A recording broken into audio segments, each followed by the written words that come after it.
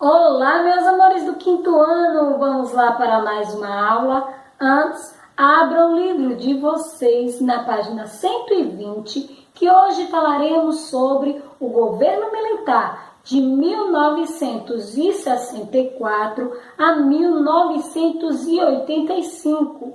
Bem, meus amados, com o golpe, os militares brasileiros, com o apoio dos Estados Unidos, forçaram João Goulart a deixar a presidência. E sabe quem ficou governando o país? Isso mesmo, os militares. E foram 21 anos de ditadura, onde o autoritarismo determinou os rumos políticos do país. E todos os presidentes dessa época foram eleitos pelo colégio eleitoral, ou seja, foram eleitos indiretamente. E eles só confirmavam o nome do candidato se fosse, no caso, um general, escolhido sabe por quem? Pelos militares. E os presidentes desse período foram: de 1964 a 1967 foi o Marechal Humberto de Alencar Castelo Branco. E de 1967 a 1969 foi o então Marechal Arthur da Costa e Silva. Porque de 1969 a 1974 foi o general Emílio Garrasta Azul Médici, e de 1974 a 1979 foi o general Geisel. E, por fim, de 1979 a 1985 foi o general João Batista de Oliveira Figueiredo. E os principais acontecimentos do período do governo militar, ou regime militar de 1964 a 1985 foram a promulgação da nova Constituição em 24 de janeiro de 1967, onde dava amplos poderes aos presidentes militares, a anulação do direito de votar, ou seja, impediam os brasileiros de escolher os governantes do país. A prisão e o exílio de pessoas que tinham ideias políticas contrárias às do governo, a censura aos meios de comunicação, proibindo a liberdade de expressão. Como professora, a imprensa, meus amados, ela só poderia publicar noticiários relevantes aos ditadores, ou seja, publicar o que pensa, contrariando a política militar, era caso de prisão e fechamento do jornal. E outro acontecimento foi o desenvolvimento econômico do país à custa de grandes empréstimos, aumentando assim a dívida do Brasil com países e bancos estrangeiros.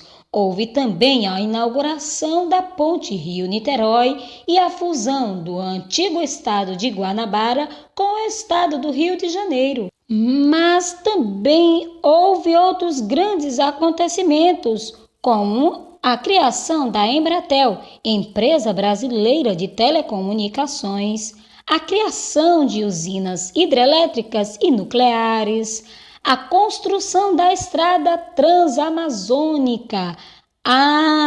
E teve também a concessão da anistia, ou seja, o perdão de crimes militares a milhares de exilados e prisioneiros políticos no governo, sabe de quem? Do general João Batista de Oliveira Figueiredo. Um governo pautado pelo dinheiro. Esse foi o governo de João Goulart, onde para as elites o principal problema desse governo eram a estagnação da economia, ou seja, a falta de crescimento, e a ameaça das classes populares era porque elas queriam ter os seus direitos atendidos. E para resolver essa situação, meus queridos, o governo se concentrou em investir crescimentos econômicos, a qualquer custo, incentivar o consumo e repreender violentamente todos aqueles que se opusessem ao governo. Falando agora do milagre econômico. Desde que o Brasil endividou-se com os Estados Unidos, no governo de Juscelino Kubitschek, durante a ditadura militar, ou seja, durante o regime militar, essa dependência financeira aumentou. Sabem por quê? Porque o governo norte-americano ajudou a financiar a política da ditadura militar e todo o dinheiro que era usado para criar indústrias no Brasil veio das empresas estrangeiras e, em troca, o governo brasileiro, meus queridos, deveria difundir o estilo de vida norte-americano entre os habitantes do nosso país, principalmente por meio do incentivo ao consumo de produtos vindos dos Estados Unidos. E foi entre os anos de 1968 e 1973 que os centros de compras se proliferaram. Em consequência disso, um alto nível de consumo. E esse momento foi chamado pelo próprio governo de milagre econômico, mas esse milagre econômico não foi o suficiente para sustentar o regime militar. Muitas pessoas perceberam que o governo havia acabado com a democracia, pois eles permitiam que as empresas estrangeiras tomasse conta dos rumos da nação e incentivava as pessoas a gastar dinheiro com produtos supérfluos que davam lucro às multinacionais. E falando de repreensão política, diante das críticas da população descontente, meus amados, com o sistema político, os militares lançaram os atos institucionais. Atos que eram documentos que fortaleciam os poderes do presidente. Assim, eles podiam baixar decretos sem precisar da aprovação do Congresso. Além disso, os atos institucionais censuravam os meios de comunicação e, de certa maneira, legalizavam a tortura, ou seja, aqueles que eram contra a forma de governo militar, sendo eles opositores. E um dos órgãos responsáveis pela repreensão foi o DOPS. DOPS, que é o Departamento de Ordem Política e Social, usado para combater opositores ao governo.